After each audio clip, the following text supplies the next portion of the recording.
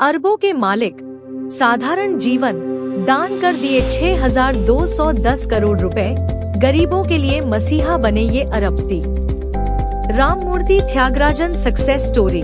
आज के समय में कारोबारी सफलता को अक्सर महंगी गाड़ियों, आलीशान बंगलों और ब्रांडेड फोन से जोड़ा जाता है, लेकिन राममूर्ति त्यागराजन ने इस सोच को पूरी तरह बदल दिया।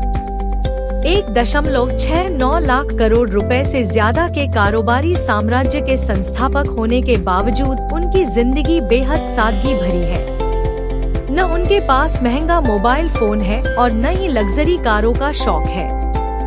उनका मानना है कि सफलता का मतलब दिखावा नहीं, बल्कि समाज पर सकारात्मक प्रभाव डालना है। यही सोच उन्हें भारत के सबसे अलग और प्रेरणादायक उद्योगपतियों में शामिल करती है। समाज सेवा को कारोबार से ऊपर रखा। व्यवसाय में बड़ी सफलता मिलने के बावजूद राममूर्ति त्यागराजन का झुकाव हमेशा समाज सेवा की ओर रहा। उन्होंने एक बार अपनी हिस्सेदारी बेचकर करीब 6,210 करोड़ रुपए, लगभग $750 मिलियन प्राप्त किए।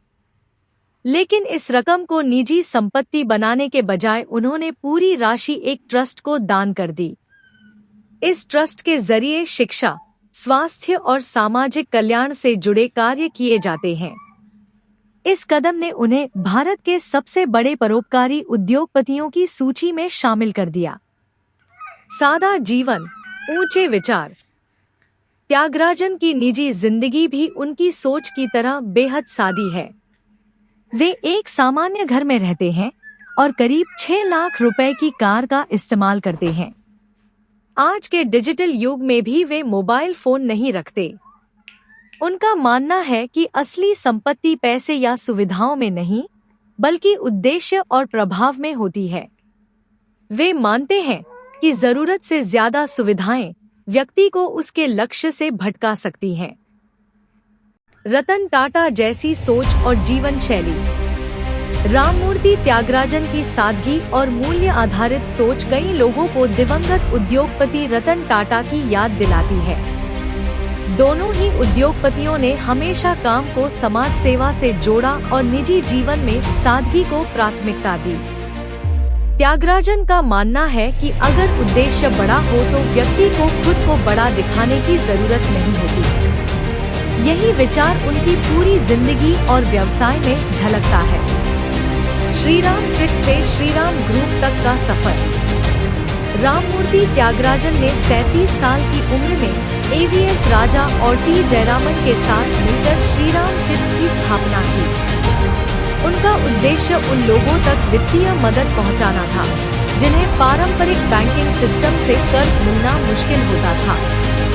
इसमें ट्रक ड्राइवर, छोटे व्यापारी और निम्न आय वर्ग के लोग शामिल थे। धीरे धीरे यही सोच आगे बढ़ी और श्रीराम ग्रुप की मजबूत नींव पड़ी, जो आज देश के करोड़ों लोगों को वित्तीय सेवाएं दे रहा है। श्रीराम फाइनेंस की मजबूत स्थिति। श्रीराम ग्रुप की लिस्टेड कंपनी श्रीराम फाइनेंस आज देश की प्रमुख वित्तीय कंपनियों में शामिल है। इसका मार्केट कैप करीब 1.69 लाख करोड़ रुपए है। हाल ही में कंपनी के बोर्ड ने जापान स्थित MUFG बैंक (MUFG) को करीब 39,618 करोड़ रुपए के निवेश पर 20% हिस्सेदारी बेचने को मंजूरी दी है। यह डील कंपनी की अंतर्राष्ट्रीय स्तर पर मजबूत होती पहचान को दिखाती है। किसान परिवार से उद्योग जगत तक का सफर। राममूर्ति त्यागराजन का जन्म तमिलनाडु के एक संपन्न किसान परिवार में हुआ था। नौकरों के बीच पले बड़े त्यागराजन के लिए समाजवादी सोच से प्रेरित वित्तीय संस्था बनाना एक अनोखा फैसला था। उन्होंने चेन्नई से गणित में स्नातक और स्नातकोत्तर की पढ़ाई की। इसके बाद कोलकाता के प्रतिष्ठित भारतीय सांख्यिकी संस्थान में 3 साल बिताए। 1961 में उन्होंने न्यू इंडिया एश्योरेंस कंपनी से अपने करियर की शुरुआत की और करीब 2 दशकों तक वित्तीय क्षेत्र में काम किया। आज का श्रीराम ग्रुप और विरासत। आज श्रीराम ग्रुप देश भर में 3,600 से ज्यादा शाखाओं के साथ काम कर रहा है। ग्रुप में करीब 70,000 कर्मचारी और 1.4 लाख एजेंट जुड़े हुए हैं। इसके 11 मिलियन से ज्यादा ग्राहक हैं और एसेट अंडर मैनेजमेंट लगभग 1.5 लाख करोड़ रुपए है।